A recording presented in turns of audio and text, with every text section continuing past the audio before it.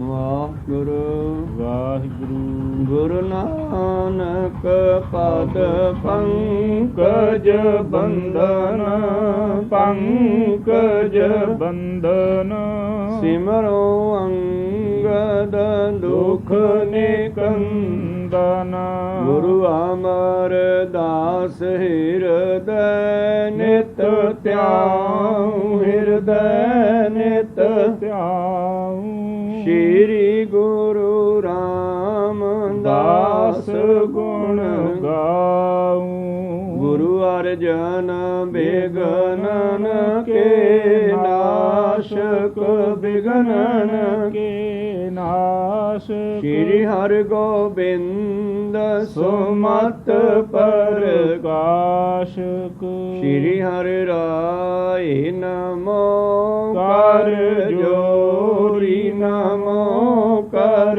ਜੋਰੀ ਸ਼੍ਰੀ ਹਰਿ ਕ੍ਰਿਸ਼ਨ ਮਨਾਉ ਬਹੋਰੀ ਗੁਰੂ ਤੇਗ ਬਹਾਦਰ ਪਰਮ ਕਿਰਪਾਲਾ ਪਰਮ ਕਿਰਪਾਲਾ ਪਾਲਾ ਸ਼੍ਰੀ ਗੁਰੂ ਗੋਬਿੰਦ ਸਿੰਘ ਵਿਸਾਲਾ ਤਰੋ ਤਰਾ ਪਰ ਪੁਨ ਪੁਨ ਸੀਸਾ ਪੁਨ ਪੁਨ ਸੀਸਾ ਮੰਡੋਂ ਬਾਰ ਬਾਰ ਜਗਦੀਸਾ ਏਕ ਓੰਕਾਰ ਸਤਿਗੁਰੂ ਤੇ ਪ੍ਰਸਾਦ ਸਚ ਹੋਏ।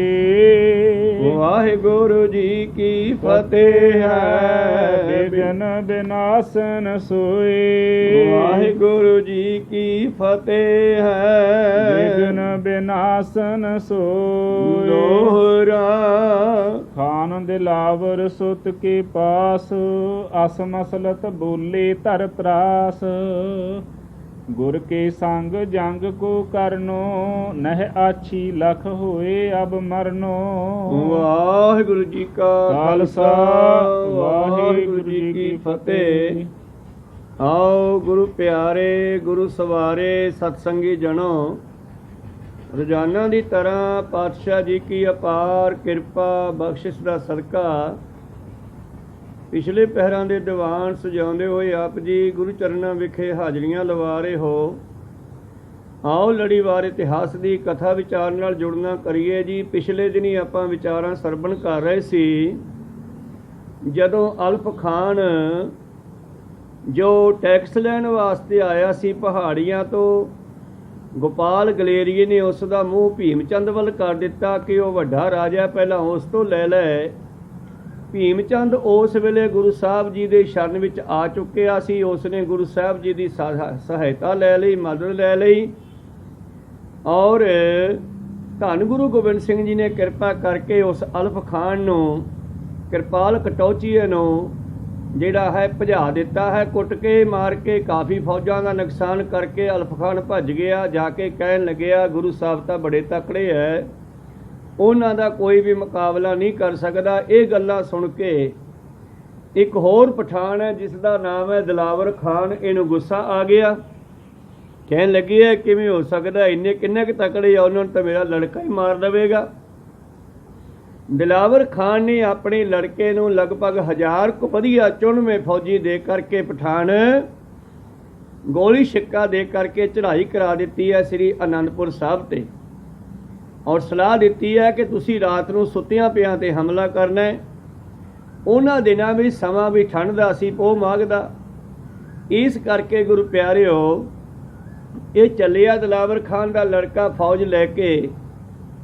ਕਿਸੇ ਸੂਈਏ ਨੇ ਅੱਧੀ ਰਾਤ ਤੋਂ ਪਹਿਲਾਂ ਹੀ ਧੰਨ ਧੰਨ ਸ਼੍ਰੀ ਗੁਰੂ ਗੋਬਿੰਦ ਸਿੰਘ ਜੀ ਦੇ ਕੋਲ ਆ ਕੇ ਦੱਸ ਦਿੱਤਾ ਕਿ ਮਹਾਰਾਜ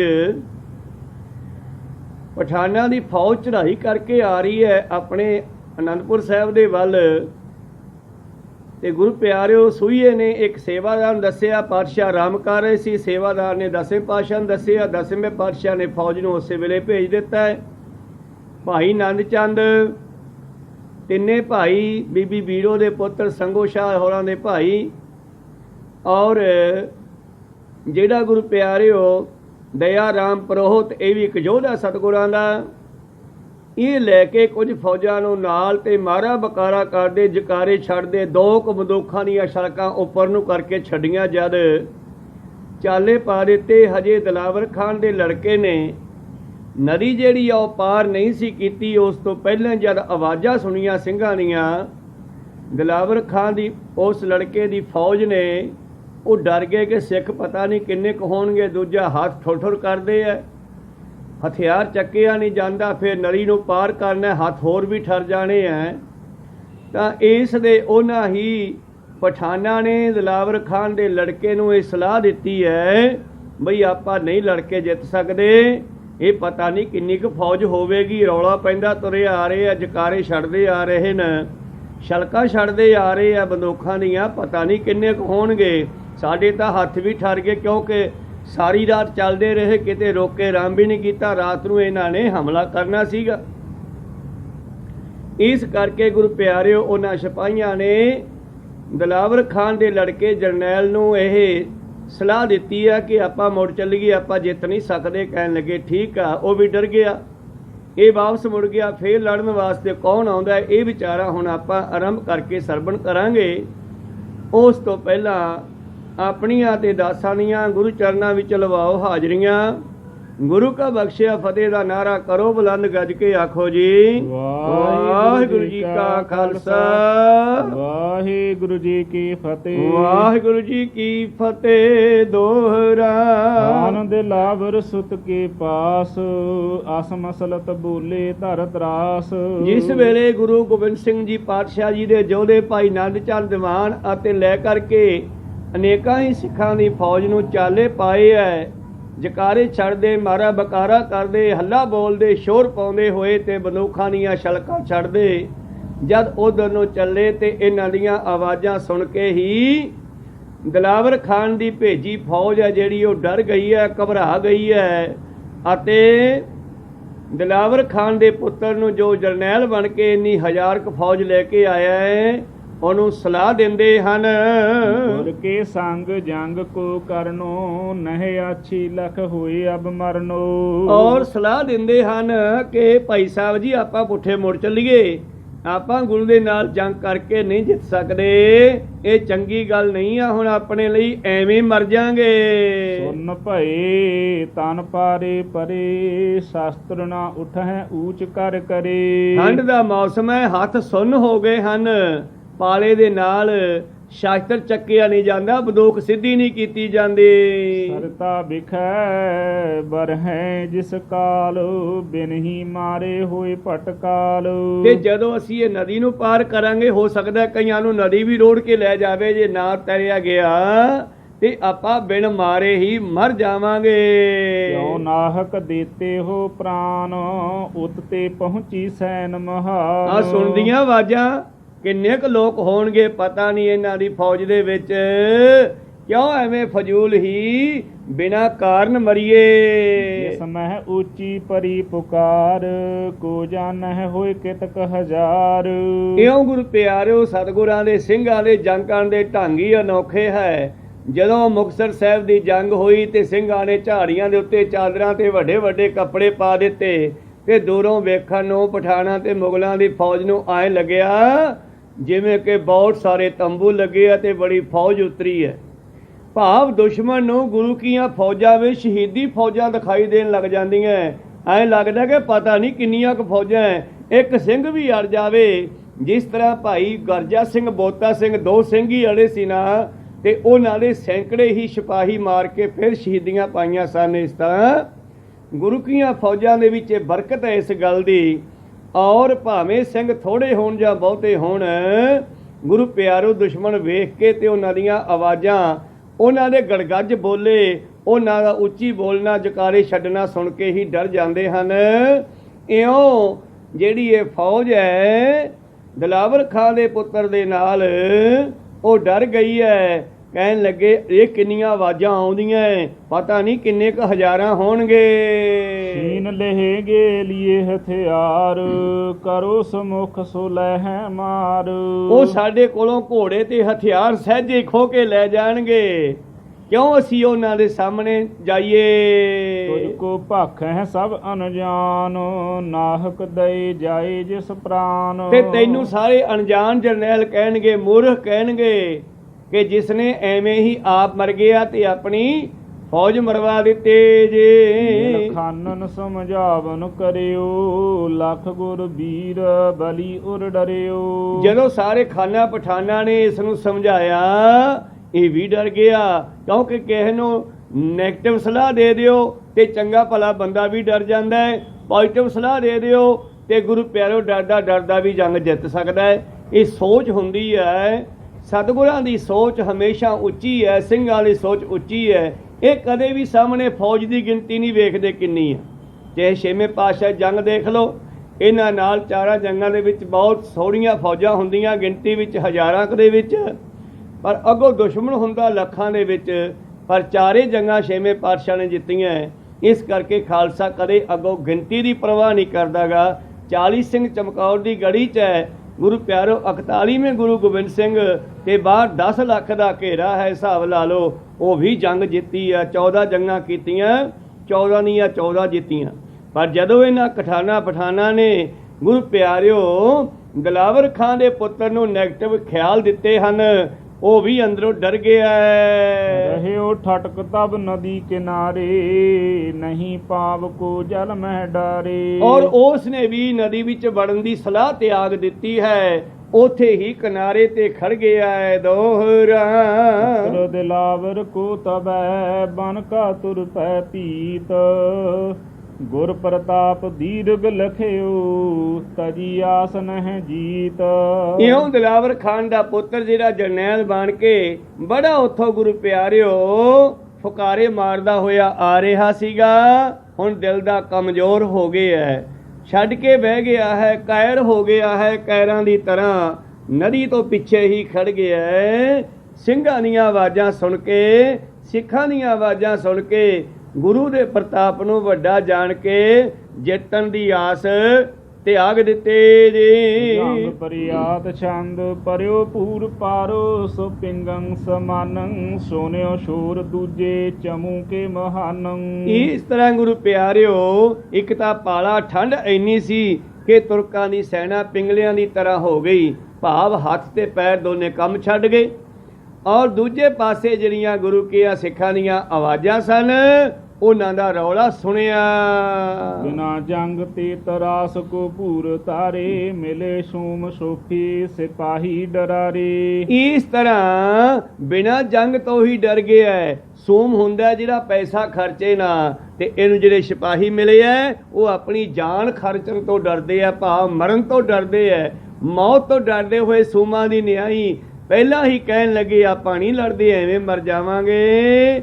ਇਸ ਤਰ੍ਹਾਂ ਜੰਗ ਕਰਨ ਤੋਂ ਬਗੈਰ ਹੀ ਡਰ ਗਏ ਜੀ। ਨਾ ਸ਼ਸਤਰ ਝਾਰੇ ਭਏ ਐਣ ਏਣ ਜੈਸੇ, ਮਹਾਮੂੜ ਗੀਦੀ ਚੱਲੇ ਭਾਜ ਜੇ ਤੈਸੇ। ਇਸ ਤਰ੍ਹਾਂ ਬਿਨਾਂ ਸ਼ਸਤਰ ਚਲਾਇਆ ਹੀ, ਬਿਨਾਂ ਜੰਗ ਦੇ ਮੈਦਾਨ 'ਚ ਬਣਿਆ, ਬਿਨਾਂ ਸਿੱਖਾਂ ਨੂੰ ਮਿਲਿਆ ਹੀ ਉੱਥੋਂ ਇਉਂ ਪੁੱਠੇ ਚੱਲ ਪਏ ਜਿਵੇਂ ਹਿਰਨ ਸ਼ੇਰ ਦੀ ਗਰਜਨਾ ਸੁਣ ਕੇ ਭੱਜ ਲੈਂਦਾ ਹੈ ਜੀ। ਗੁਰੂ ਜੰਗ ਵਿੱਚੋਂ ਜਬੈ ਆਪ ਆਵੈ, ਕਹੂ ਕੌਣ ਜੋਦਾ ਸੋ ਬੀਰੰ ਬਿਰਾਵੈ। ਕਹਿਣ ਲੱਗੇ ਇਹ ਤਾਂ ਸਿੱਖਾਂ ਨੂੰ ਵੇਖ ਕੇ ਭੱਜ ਗਏ, ਤੇ ਜਿੱਥੇ ਗੁਰੂ ਵਿੱਚ ਆਪ ਆ ਜਾਵੇ ਜੇ ਫਿਰ ਕਿਹੜਾ ਸੂਰਮਾ ਹੈ ਜਿਹੜਾ ਗੁਰੂ ਸਾਹਿਬ ਦੇ ਸਾਹਮਣੇ ਖੜ ਜਾਵੇ ਜੀ। ਰਾਜੈ ਕਰੈ ਛੁਰ ਤੀਖੇ ਸੋ ਤੀਰੰ, ਇਮੰ ਬੋਲਤੇ ਜਾਤ ਭਾਜੇ ਸੋ ਬੀਰੰ।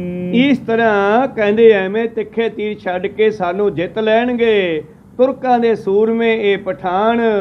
ਇਸ ਤਰ੍ਹਾਂ ਨਾਲੇ ਗੱਲਾਂ ਕਰਦੇ ਨਾਲੇ ਭੱਜੇ ਜਾਂਦੇ ਆ, ਕਹਿੰਦੇ ਭੱਜ ਚਲੋ ਕਿਤੇ ਪਿੱਛੋਂ ਤੀਰ ਹੀ ਨਾ ਚਲਾ ਦੇਣ। ਯਥਾ ਛੇ ਸ਼ੇਰ ਸੂਤੋ ਖੈ ਜਾਗ ਸੋਈ, ਕਰੀ ਬ੍ਰਿੰਦ ਭਾਗੈ ਬਿਨਾ ਲਾਜ ਹੋਈ। ਕਹਿਣ ਲੱਗੇ ਇਹ ਤਾਂ ਉਹ ਗੱਲ ਹੈ ਜਿਵੇਂ ਕੋਈ ਸੁੱਤੇ ਹੋਏ ਸ਼ੇਰ ਨੂੰ ਜਗਾ ਦੇਵੇ, ਤੇ ਫਿਰ ਜਦ ਸ਼ੇਰ ਗਰਜਦਾ ਫਿਰ ਇਉਂ ਭੱਜ ਲੈਂਦੇ ਨਾ ਜਿਵੇਂ ਹਾਥੀ ਸ਼ੇਰ ਮੂਰੇ ਭੱਜ ਲੈਂਦਾ। ਹਾਥੀ ਸਰੀਰ ਦਾ ਤਕੜਾ ਹੈ, ਮੋਟਾ ਡਾਢਾ ਹੈ, ਪਰ ਸ਼ੇਰ ਦੀ ਗੱਲ ਸੁਣ ਕੇ ਲਾਜ ਛੱਡ ਕੇ ਭੱਜ ਲੈਂਦਾ ਹੈ। ਐਸੀ ਹੀ ਹਾਲਤ ਇਹਨਾਂ ਪਠਾਨਾਂ ਦੀ ਹੋਈ ਜੀ। ਦੋਹਰਾ ਚਲਤ ਪੰਥ ਮੈਂ ਆਈ ਗੂ ਬਰਵਾ ਗ੍ਰਾਮ ਸੋ ਨਾਮ ਕਰ ਮਸਲਤ ਲੂਟਿਓ ਤਬੈ ਸਭ ਹੈ ਜਿਤਕ ਤਹਿਤਾਮ। ਤਾਂ ਹੁਣ ਚੱਲਦੇ ਚੱਲਦੇ ਇਹਨਾਂ ਮੂਰਖਾਂ ਦੇ ਰਾਹ ਵਿੱਚ ਇੱਕ ਪਿੰਡ ਆ ਗਿਆ ਹੈ ਬਰਵਾ, ਤੇ ਇਹਨਾਂ ਨੇ ਸਲਾਹ ਕਰ ਲਈ ਵੀ ਯਾਰ ਆਪਾਂ ਆਏ ਆ ਕੁਛ ਤਾਂ ਲੈ ਕੇ ਚੱਲੋ। ਇਹਨਾਂ ਨੇ ਉਸ ਪਿੰਡ ਨੂੰ ਲੁੱਟ ਲਿਆ ਹੈ ਜੀ। ਨਹੀਂ ਲੋਕ ਜਾਣੈ ਭੱਜੇ ਵੀਰ ਹੋਇ ਕੈ ਲੁੱਟਿਓ ਗ੍ਰਾਮ ਕੋ ਜੋਰ ਮੂਡੰ ਜਨੈ ਕੈ। ਲੋਕ ਨਹੀਂ ਸੀ ਜਾਣਦੇ ਕਿ ਇਹ ਕੈਦ ਹੋ ਕੇ ਭੱਜੇ ਹਨ, ਗੁਰੂ ਕੀ ਫੌਜ ਤੋਂ ਡਰਦੇ ਭੱਜੇ ਹਨ, ਔਰ ਮੂਰਖਾਂ ਨੇ ਪਿੰਡ ਨੂੰ ਆਪਣਾ ਜ਼ੋਰ ਵਿਖਾ ਕਰਕੇ ਲੁੱਟ ਲਿਆ ਹੈ। ਗੁਰੂ ਉਪਰੇ ਓਜ ਲਾਗਿਓ ਨ ਕੋਈ ਬਲੰਹੀਨ ਜਾਣਿਓ ਲੁੱਟਿਓ ਗ੍ਰਾਮ ਸੋਈ। ਕਹਿਣ ਲੱਗੇ ਜਿੱਥੇ ਗੁਰੂ ਨਾਲ ਲੜਨਾ ਸੀ ਉੱਥੇ ਤਾਂ ਇਹ ਕੈਦ ਹੋ ਕੇ ਭੱਜ ਲਏ, ਉੱਥੇ ਜ਼ੋਰ ਵਿਖਾਉਣਾ ਸੀ ਨਾ ਗਰੀਬ ਲੋਕਾਂ ਦੇ, ਸੁੱਤੇ ਹੋਏ ਲੋਕਾਂ ਦੇ ਇੱਕ ਪਿੰਡ ਦੇ ਉੱਤੇ ਹਮਲਾ ਕਰਕੇ ਲੁੱਟ ਲਿਆ ਹੈ। ਯਥਾ ਬਾਣੀਓ ਮਾਸ ਕੋ ਨਾਹੀ ਖਾਵੈ ਚਹਿ ਸਵਾਦ ਕੋ ਰੌਰ ਕੋ ਰਿੰਦ ਖਾਵੈ। ਕਹਿਣ ਲੱਗੇ ਜਿਵੇਂ ਬਾਣੀਆਂ ਹੁਣ ਮਾਸ ਤਾਂ ਉਹ ਖਾਂਦਾ ਨਹੀਂ, ਕਿਉਂਕਿ ਉਹ ਕਹਿੰਦਾ ਮਾਸ ਖਾਣਾ ਨਹੀਂ ਮੈਂ, ਪਰ ਅੰਦਰੋਂ ਮਨ ਕਰਦਾ ਮਾਸ ਖਾਣ ਨੂੰ, ਤਾਂ ਆਪਣੇ ਜੀ ਨੂੰ ਰੱਖਣ ਵਾਸਤੇ, ਚਿੱਤ ਨੂੰ ਰੱਖਣ ਵਾਸਤੇ ਰੋੜ ਹੀ ਰਿੰਨ ਕੇ ਉਹਨੂੰ ਖਾ ਲੈਂਦਾ ਹੈ। ਕਥਾ ਮੂਡ ਕੀਨੀ ਉਜਾਰਿਓ ਸੁਗ੍ਰਾਮੰ ਲਹਿਓ ਅਨ ਆਦਿਕ ਜਿੱਤੀ ਸੌਜ ਧਾਮੰ। ਇਸ ਤਰ੍ਹਾਂ ਹੀ ਇਹਨਾਂ ਮੂਰਖਾਂ ਨੇ ਜੀ ਤਾਂ ਕਰਦਾ ਕਿ ਅਸੀਂ ਜੰਗ ਕਰੀਏ ਤੇ ਲੁੱਟ ਲਈਏ, ਪਰ ਗੁਰੂ ਨੂੰ ਲੁੱਟ ਤਾਂ ਨਹੀਂ ਸਕੇ। ਉਹਨਾਂ ਗਰੀਬ ਲੋਕਾਂ ਨੂੰ ਲੁੱਟ ਲਿਆ। ਪਿੰਡ ਦੇ ਲੋਕਾਂ ਦਾ ਜੋ ਇਹਨਾਂ ਦੇ ਹੱਥ ਆਇਆ ਖਾਣ ਪੀਣ ਦਾ ਸਮਾਨ ਵਸਤੂਆਂ ਲੁੱਟ ਕੇ ਲੈ ਚੱਲੇ ਜੀ। ਮਤ ਹਾਥੀ ਡਰੇ ਸ਼ੇਰ ਹੇਰੇ ਮ੍ਰਿਗੀ ਔਰ ਪੈ ਜੂਰ ਘਾਲੈ ਕਨੇਰੇ। ਕਹਿਣ ਲੱਗੇ ਜਿਵੇਂ ਸ਼ੇਰ ਨੂੰ ਵੇਖ ਕੇ ਤਾਂ ਹਾਥੀ ਡਰ ਜਾਂਦਾ ਹੈ, ਪਰ ਹੋਰ ਜੰਗਲੀ ਜਾਨਵਰਾਂ ਨੂੰ ਦੁੱਖ ਦਿੰਦਾ ਹੈ। ਦਰੈ ਪਾਈ ਸੰਗਾ ਤਥਾ ਗ੍ਰਾਮ ਮਾਰਾ ਗੁਰੂ ਸਾਵਧਾਨੀ ਪਿਖੀ ਤਰਾਸ ਧਾਰਾ। ਇਸੇ ਤਰ੍ਹਾਂ ਹੀ ਗੁਰੂ ਜੀ ਨੂੰ ਜਦ ਸਾਵਧਾਨ ਵੇਖਿਆ ਇਹਨਾਂ ਦੁਸ਼ਟਾਂ ਨੇ ਫਿਰ ਭੱਜ ਲਏ, ਔਰ ਡਰਦਿਆਂ ਹੋਇਆਂ ਨੇ ਜਾਂਦੇ ਹੋਏ ਇੱਕ ਪਿੰਡ ਲੁੱਟ ਲਿਆ ਹੈ। ਭਲਾਨ ਆਨ ਗ੍ਰਾਮ ਕੋ ਬਿਲੋਕ ਡੇਰ ਕੀਨਿਓ ਗੁਰੂ ਗੋਬਿੰਦ ਸਿੰਘ ਕੀ ਨਾ ਔਰ ਡੀਠ ਦੀਨਿਓ। ਔਰ ਹੁਣ ਪਿੱਛੇ ਮੁੜ ਕੇ ਤਾਂ ਵੇਖਿਆ ਨਹੀਂ ਇਹਨਾਂ ਨੇ ਗੁਰੂ ਘਰ ਦੇ ਵੱਲ, ਭਾਵ ਗੁਰੂ ਸਾਹਿਬ ਤੇ ਇਹਨਾਂ ਨੇ ਹਮਲਾ ਕਰਨ ਤੋਂ ਡਰ ਗਏ ਹਨ, ਲੜਨ ਤੋਂ ਡਰ ਗਏ, ਆਪਣੀਆਂ ਜਾਨਾਂ ਬਚਾ ਕੇ ਭੱਜੇ ਹਨ। ਪਰ ਦੂਜੇ ਪਾਸੇ ਇੱਕ ਪਿੰਡ ਹੋਰ ਆ ਗਏ ਆ ਰਸਤੇ ਵਿੱਚ, ਭਲਾਨ ਪਿੰਡ ਉਸ ਦਾ ਨਾਮ ਹੈ, ਭਲਵਾਨ ਵੀ ਕਹਿ ਦਿੰਦੇ ਆ। ਕਹਿੰਦੇ ਉਸ ਪਿੰਡ ਦੇ ਜਾ ਕੇ ਇਹਨਾਂ ਨੇ ਰੁਕਣਾ ਕੀਤਾ, ਡੇਰਾ ਕੀਤਾ ਹੈ ਜੀ।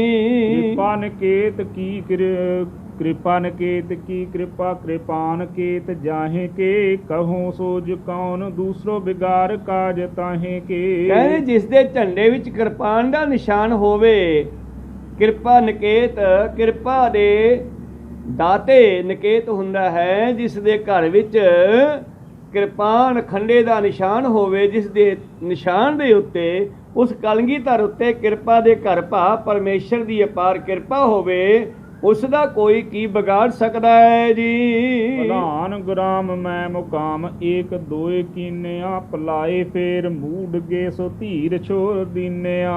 ਇਸ ਤਰ੍ਹਾਂ ਭਲਾਨ ਪਿੰਡ ਵਿੱਚ ਜਾ ਕੇ ਇਹਨਾਂ ਨੇ ਇੱਕ ਰਾਤ ਕੱਟੀ ਆ, 2 ਦਿਨ ਕੱਟੇ ਨਾ, ਫੇਰ ਇਥੋਂ ਅੱਗੇ ਭੱਜ ਗਏ ਜੀ। ਦਸਮੀਪ ਜਾਏ ਕੈ ਨਿਵਾਏ ਸੀਸ ਬੈਠਿਓ ਨਾ ਬਾਕ ਆਏ ਤੁੰਡ ਤੇ ਸਲਾਜ ਧਾਮ ਬੈਠਿਓ। ਔਰ ਸ਼ਰਮਸ਼ਾਰ ਹੋਇਆ ਜਾ ਕੇ ਆਪਣੇ ਪਿਓ ਦਿਲਾਵਰ ਖਾਨ ਦੇ ਮੂਹਰੇ ਬੈਠਾ, ਨੀਵੀਂ ਪਾ ਕੇ, ਮੂੰਹ ਚੋਂ ਆਵਾਜ਼ ਨਹੀਂ ਨਿਕਲਦੀ ਜੇ। ਸਭਾ ਮਝਾਰ ਖਾਨ ਕੀ ਜਬੈ ਨ ਬੈਨ ਪਰਾਹੇ ਕੇ ਪ੍ਰਾਹੇ ਕੋ ਗੁਲਾਮ ਧਾਮ ਕੌਣ ਕੋ ਹੁਸੈਨ ਨਾਮ ਤਾਹੀ ਕੋ। ਤੇ ਜਦੋਂ ਸਭਾ ਦੇ ਵਿੱਚ ਜਾ ਕੇ ਇਹਨੇ ਧੌਣ ਉੱਚੀ ਚੱਕ ਕੇ ਕੋਈ ਗੱਲ ਨਹੀਂ ਦੱਸੀ ਕਿ ਅਸੀਂ ਕੀ ਕਰਕੇ ਆਏ ਹਾਂ, ਕਿਵੇਂ ਭੱਜ ਕੇ ਆਏ ਹਾਂ, ਕੋਈ ਪਤਾ ਲੱਗ ਹੀ ਗਿਆ। ਸ਼ਰਮਸ਼ਾਰ ਹੋ ਕੇ ਬੈਠਾ ਹੈ, ਨੀਵੀਂ ਪਾ ਕੇ ਬੈਠਾ ਹੈ, ਧੌਣ ਤਾਹਾਂ ਨਹੀਂ ਚੱਕੀ ਜਾਂਦੀ। ਤਾਂ ਦਿਲਾਵਰ ਖਾਨ ਦਾ ਇੱਕ ਗੁਲਾਮ ਹੈ ਹੁਸੈਨ ਖਾਨ। ਕਹਿੰਦੇ ਹੁਸੈਨ ਖਾਨ ਨੇ ਜਦ ਵੇਖਿਆ ਦਿਲਾਵਰ